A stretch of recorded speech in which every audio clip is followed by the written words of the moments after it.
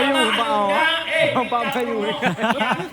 Ini itu kau pakai anak gambarnya menilingkan jadi orang. Hai, kita pilih kamu masa depanmu.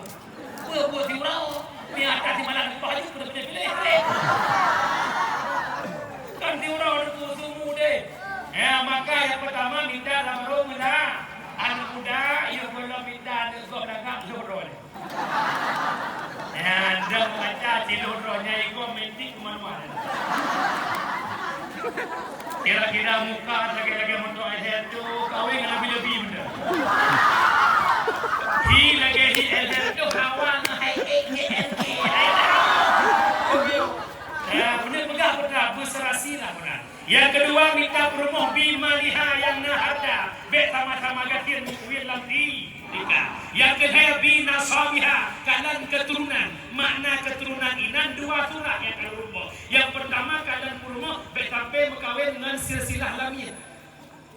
Nasurah kabut bina sabiha kalan urinang yang lebih jeh keturunan. Tanya batalan datang ke padu lembang anu kufur nadek tu Ana bang Sidroto. Enggak lagi lu sampai padu. Lepon terus awak daerah Budi. Kiranya anu padu lembang anu kelima. Nado tu alhamdulillah bang menggah teligo. Karena tujuan berkahwin untuk beliau umat Muhammad. Tujuan berkahwin untuk beliau umat Muhammad bukan berkahwin tak berantak ke. Karena ni tanah kahu wa tanah salu menikah legata menganut belele legata. Dukna le bebet itu mekrih on punyu. Urina terbang mungkin tuku mengantar ngajar kok. Umi pakan dia melahirkan karena itu mudah hapus dosa.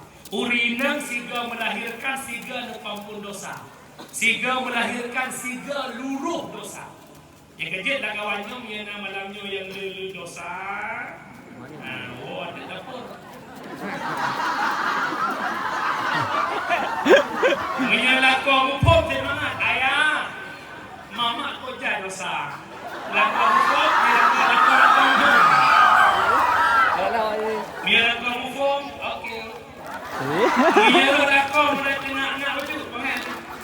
Ayah, mama kau jadi dosa kau bukan ke?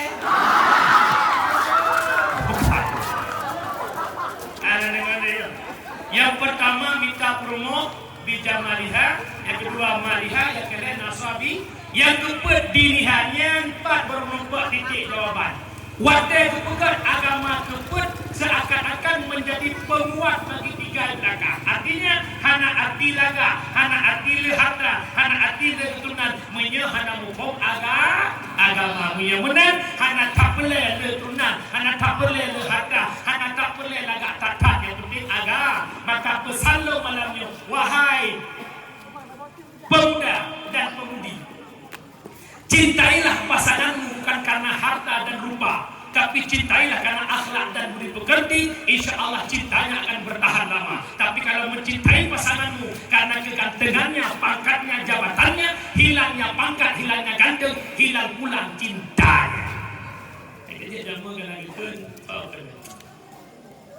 ya Allah, bukan bahu berbintang, bukan leher berdasi yang kudambakan, pria yang punya hati, bukan alis terukir, bukan bibir bergincu, yang kudambakan wanita yang punya malu, bercinta karena dasi akan segera basi, bercinta karena gincu akan segera layu.